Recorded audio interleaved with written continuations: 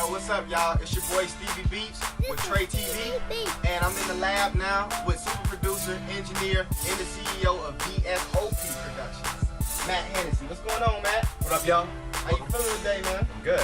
Blessed to have you guys here. What's going on? Most definitely, man. We just wanted to come holler at you, see what you was doing over here. Yep. And your lab and everything. Yep. First thing, man, we wanted to know, how did you start making music? How did you start making music?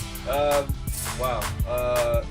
When I was in like 4th or 5th grade, I got involved with just the high school jazz program.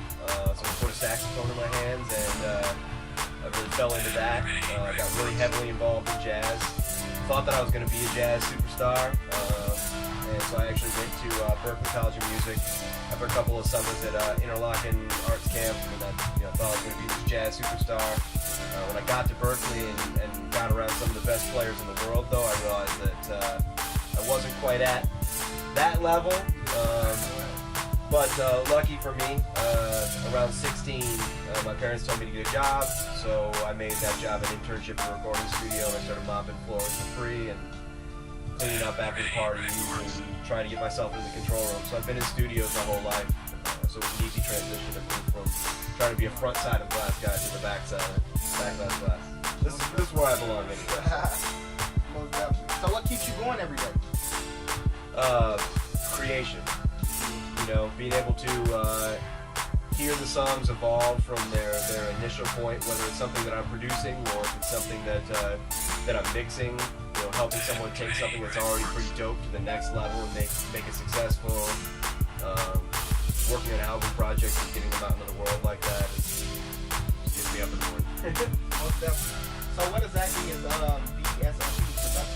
And what's some of your goals? vsop Productions is a company that actually my brother and I started in 2004. I was in the studio. There was a lot of downtime in the studio. They were letting me, use the time for whatever I wanted. And there was a lot of like young, 18 to 24-year-old rappers that had no outlet and were having trouble getting beats. And so me and John said, this is a market here that, there's a gap in this market. We should try to capitalize on this. And Kanye was just doing through the wire era, so we're like, we can flip some soul samples. That should be easy, right? Well, we know how much actually went into it. So we started the company to make mixtapes with those artists, and we did 1 or 2 of those before we realized that was not going to net us the income that we thought it would. And as I moved up from studio to studio to studio, branding wise, it just made sense to keep the brand. So now it's vsop Studios, and when I do my production work, I still do it under vsop Productions, but it's changed a lot.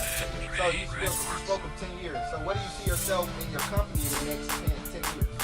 Well, I definitely want to expand my mix work to more national level stuff. Right now it's probably a mix of, I'd say, 70% local, 30% national radio. 10 years I'd like to see that flip and be more national, large acts. It can be hard to get some of those jobs to come to Chicago. When you're kicking it at Roscoe's in sunny LA, you don't want to come to cold, snowy, sleety Chicago in the middle of winter. But luckily the internet has really changed the game, and people can just send the stuff over the internet and let me do my thing, and they don't even really need to be here. And so it's starting to slide in that direction. I'd also like to continue to expand the production side.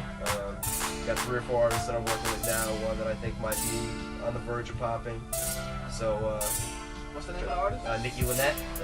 Shout out to Nikki Lynette. What's going on? On some of the artists that you have worked with before. Who are some of the artists that's in the game nowadays that you would like to work with in the future? Wow, that's a tough question. I have so much love and respect for a lot of our great R&B artists that are out right now. I'd love to work on a Marsha Ambrosius project. That would be a monster. Let's see. Chicago-wise, I'd love to see Jeremiah. With my work with J. Cole, that'd be cool. Big producers. There's a lot of big producers in the game that I'd like to continue to forge relationships with. So just about networking, trying to get it working. So I mean, if